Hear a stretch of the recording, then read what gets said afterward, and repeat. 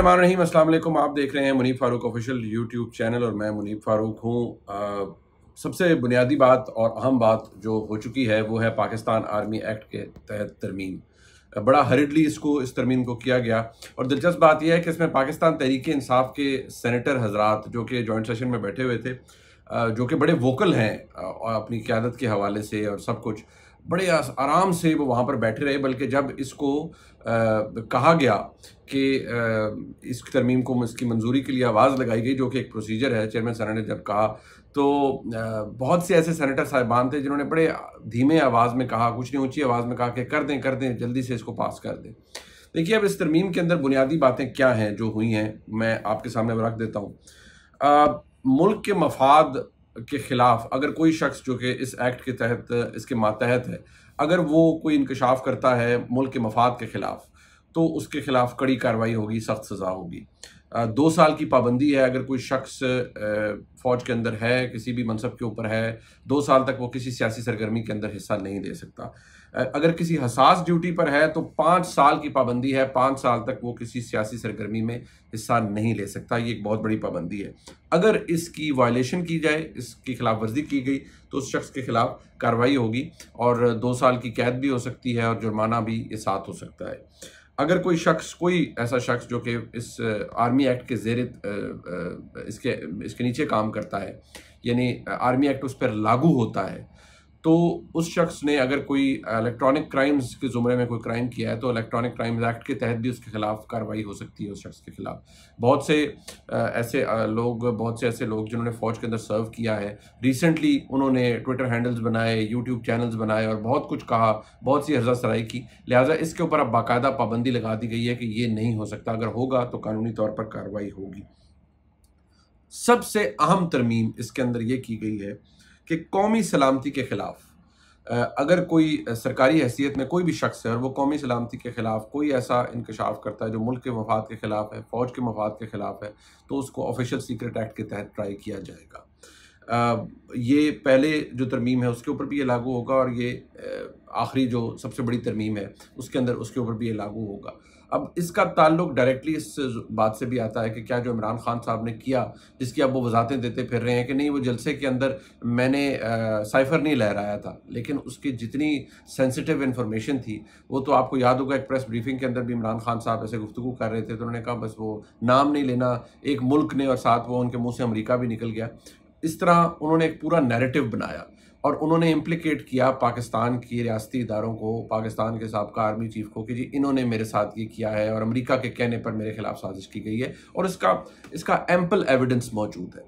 अब इमरान खान साहब के गिर्द जो घेरा है वो फाइनली हम समझते हैं कि वो तंग इसलिए होने जा रहा है कि तोशाखाना केस के अंदर अब ये जो इमरान खान साहब के भरपूर हिमायती जो शख्सियात हैं, जो कि मैं समझता हूँ कि तज्ज़िये से ज़्यादा कैंपेनिंग कर रहे होते हैं मुख्तलिफ़ यूट्यूब चैनल्स के ऊपर, मुख्तलिफ़ प्लेटफॉर्म्स के ऊपर, अब इस बात का एहसास उनको भी हो गया है कि इमरान खान साहब ने इसके अंदर कोई हेरा फेरी ज़रूर की है।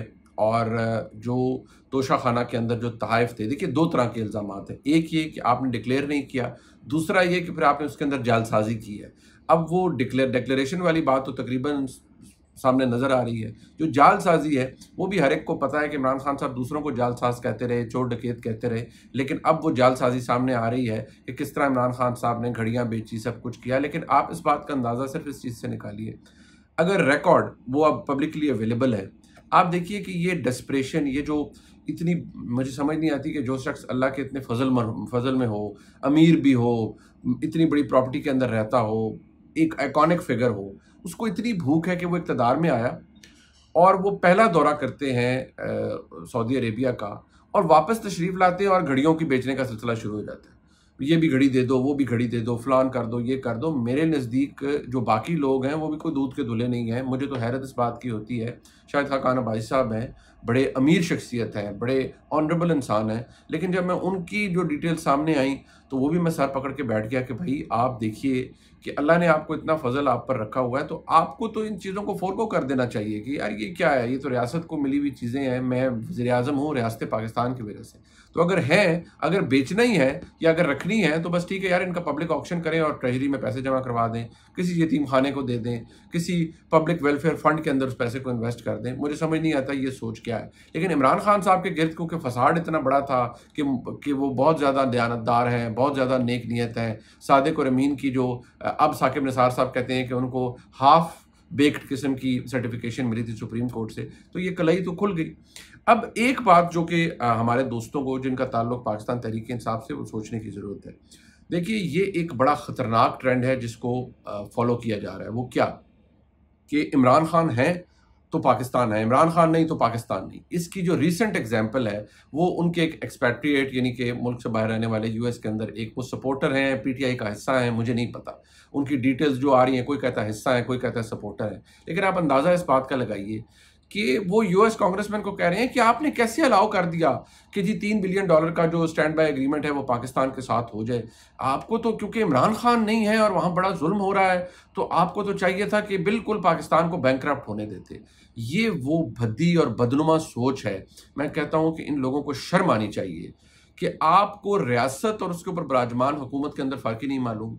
ये सिलसिला इमरान खान साहब ने शुरू किया जब 2014 के धरने के अंदर उन्होंने कहा टैक्स ना दो, हुंडी के जरिए पैसा मंगवाओ, और मैं कह रहा हूं आईएमएफ को, हर तमाम डोनर एजेंसी को कि हम आपका पैसा वापस नहीं करेंगे, इनको पैसे ना दो। बिल जलाए गए। उससे पीएमएलएन की सेहत पर क्या असर पड़ा होगा? कुछ भी नहीं। पीएमएलएन ने पूरे मुल्क के बिल देने होते हैं अपने खाते से? नहीं। वो भाई रियासत पाकिस्तान है। कल कोई जमात आ जाए, कल इमरान खान हुकूमत में दोबारा हो या उनकी जमात हो, तो कोई और जमात ही आके कहना शुरू कर दे कि नहीं भाई टैक्स ना दो पीटीआई को, इस हुकूमत को, बिल्कुल आईएमएफ पैसे ना दे, क्योंकि भाई इमरान खान अगर इक़्तिदार में है तो इनको कुछ नहीं मिलना चाहिए और मुल्क की इकॉनमी सिंक कर दे। अब आप इससे अंदाज़ा करें कि कितनी मुजरिमाना सोच है। यानी कि इमरान खान साहब ने अपने सपोर्टर और वोटर के अंदर ये चीज़ इंस्टिल कर दी है कि भाई Imran Khan is a God's gift to the mankind, और वो दुनिया का कोई बहुत बड़ी कोई ऐसी शख्सियत है कि जो ऊपर से आ गई हैं, और अगर वो नहीं है तो बस और कुछ भी नहीं है। आप भूल जाइए कि आप किसी रियासत की अलामत हैं या रियासत का कोई इदारा उसकी अलामत है। आप चढ़ दौड़िए। उसकी भद्दी, बदनुमा और बेरहम एग्जाम्पल 9 मई का वाक़या है।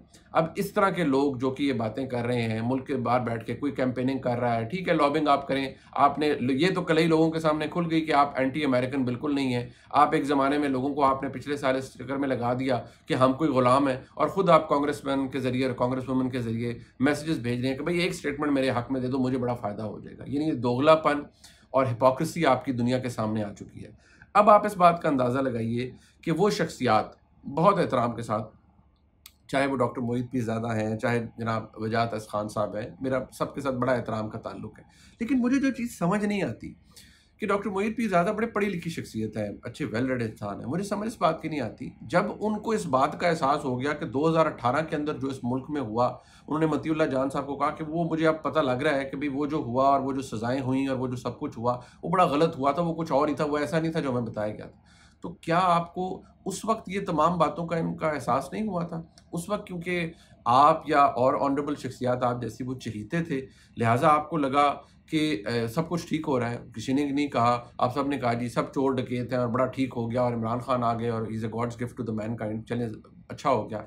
आज आपने कहा जी मुझे मेरी जान का ख़तरा है, मैं मुल्क से बाहर चला गया हूँ। लेकिन अब आप मुल्क से बाहर जाकर आप क्या कर रहे हैं? कल तक आप पाकिस्तान की एस्टेब्लिशमेंट के एसेट थे।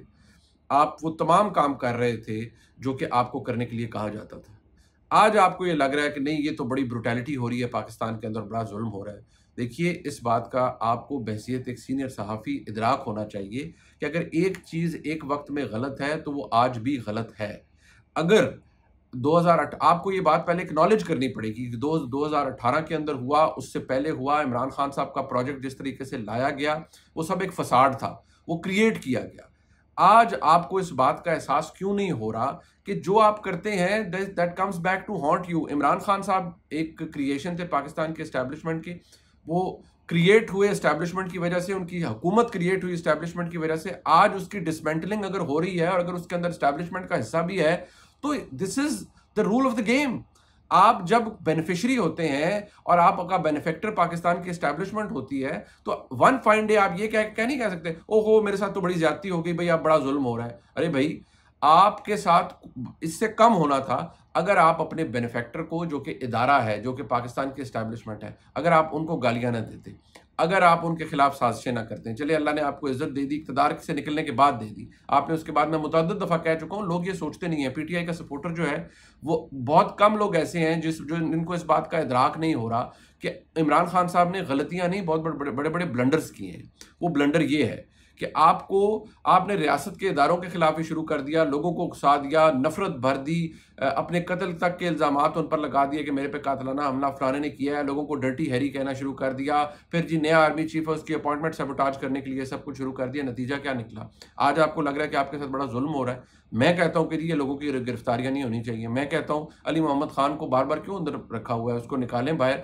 अगर कानून के तहत कोई मामला है तो चलाएंगे, कभी एमपीओ के अंदर बंद कर देना, कभी किसी और चक्कर में बंद कर देना, है दुरुस्त नहीं है। मैं तो आज भी कहता हूं कि पाकिस्तान तहरीक इंसाफ की डिसमेंटलिंग हो रही है अगर, तो वो बजोरे बाजू या बजोरे मतलब जो अगर जबर है उससे नहीं होनी चाहिए, बिल्कुल नहीं होनी चाहिए। कोई अगर अपनी फ्री विल पे छोड़ना चाहे पाकिस्तान तहरीक इंसाफ को तो छोड़ दे, जुल्म जबर नहीं होना चाहिए। मैं तो ये कह रहा हूँ, मुझे तो ये नज़र भी आ रहा है, लेकिन मुझे इस बात का इदराक इसलिए है कि भाई ये रूल ऑफ द गेम है। आपके लिए एस्टैब्लिशमेंट ने सब कुछ किया, सबका नाटका बंद किया 2018 में। आज अगर वही आपके साथ हो रहा है तो फिर try to understand that this is rule of the game. आपको इस बात का एहसास होना चाहिए। बाकियों के साथ जब सब कुछ हुआ तो किसने, मुझे बता दें, मैं भी ताकि उनको कंडेम करूं, मेरे नॉलेज में इजाफा हो जाएगा ना। बता दें किसने कहा जी कि पाकिस्तान में बिल ना दो, आईएमएफ को कहा कि इनको पैसे ना दो, डूब जाए पाकिस्तान, मर जाए पाकिस्तान। ये पूरी ऑपोजिशन जो उस वक्त की आज की पीडीएम है, ये लाइन में खड़ी थी ये बाजवा साहब को एक्सटेंशन देने के लिए, रियासत के इदारे के साथ खड़ी थी, उनकी खुशामद में खड़ी थी, उनकी बूट पॉलिश करने के लिए खड़ी थी, जैसे भी खड़ी थी, खड़ी हो गई कि जी ठीक है, नहीं इस मामले पे मसला नहीं होना चाहिए, इस मामले पे प्रॉब्लम नहीं होना चाहिए। हालांकि बाजवा साहब चले गए, लेकिन उन्होंने क्या नेकी की थी पाकिस्तान मुस्लिम लीग नून की क़यादत के साथ। उनको उनका जिस तरह पंजाबी में कहते हैं मक्कू ठप के उनको भेज दिया था, फारिग कर दिया था। लेकिन वो मियां नवाज शरीफ ही थे जिन्होंने कहा नहीं भाई ये एक्सटेंशन वाला मामला है, इसके ऊपर वोट दें। बड़ी बड़ी मुखालफत हुई, मेरे ख्याल में मरीम नवाज शरीफ साहब ने बड़ी मुखालफत की इसके अंदर, पार्टी के अंदर, लेकिन किसी ने नहीं सुना। बाकी सब जमातें जितनी भी हैं सब ने कहा हाँ जी बिल्कुल ठीक है। वो मैं दोबारा कह रहा हूँ, बेशक खुशामद भी किया, जैसे भी किया, सब कुछ किया, मुल्क के अंदर एक जो रियलिटी है उसको देखते हुए किया ना। आपको वो रियलिटी नजर नहीं आई। आज आप समझते हैं कि ये सब जो कोई आपके सपोर्टर वोटर कर रहे हैं ये माफ कर दिया जाए, तो हुजूर वाला ये नहीं हो सकता। आज की तारीख तक तो ये नहीं हो सकता। आपने कहा मैं ईमानदार हूं, बसद एहतराम, तोशा खाना आपकी ईमानदारी का सबूत नहीं देता। आपने कहा मैं सादिक और अमीन हूं, अलकादर ट्रस्ट की पूरी मामला आपकी सादिक और अमीन होने की दलील बिल्कुल नहीं देता। आपने कहा मैं बिल्कुल मुल्क के साथ हूं और मैं फौज के बगैर मुल्क नहीं चल नहीं सकता। 9 मई को जो हुआ वो बसद एहतराम आपकी फैलाई हुई नफरत की वजह से हुआ। साइफर के ऊपर आपने झूठ बोला। मैं नहीं कहता कि आप कोई, ये लोग जो कहते हैं जी फलाना एजेंट है, बिल्कुल मैं नहीं कहता। इमरान खान साहब पाकिस्तान के स्टार थे, वो पैसे थे, क्रिकेट स्टार रहेंगे, वो मुल्क के वज़ीर आज़म बने, लेकिन उन्होंने वो कुछ नहीं किया जो कि उनको करना चाहिए था। उन्होंने साइफर के ऊपर झूठ बोला, वो सबके सामने है। मुल्की मफाद को दाव पर लगा दिया अपनी सियासत के लिए। क्या ये आपके सादिक और अमीन होने की दलील है? बिल्कुल नहीं है। बहुत से लोगों को गुस्सा आएगा ये सब कुछ देखकर, लेकिन एहसास की ज़रूरत है, ग्राउंड रियलिटी को समझने की ज़रूरत है। और जो कुछ हो रहा है ये पहले भी हो चुका है। आज इस पे चीखें मारने से और दुनिया को कहने से कि बड़ा जुल्म हो गया, नहीं, ये सब कुछ पहले हो चुका है। आज अगर हो रहा है तो उसकी जिम्मेदारी आप पर भी उतनी ही है। आज आपका वोटर अगर बेचारा डिसएनफ्रेंचाइज होता हुआ नजर आ रहा है तो उसकी जिम्मेदारी भी इमरान खान साहब पर है। इस वीडियो को लाइक, सब्सक्राइब और शेयर कीजिएगा। देखने का शुक्रिया। खुदा हाफिज़।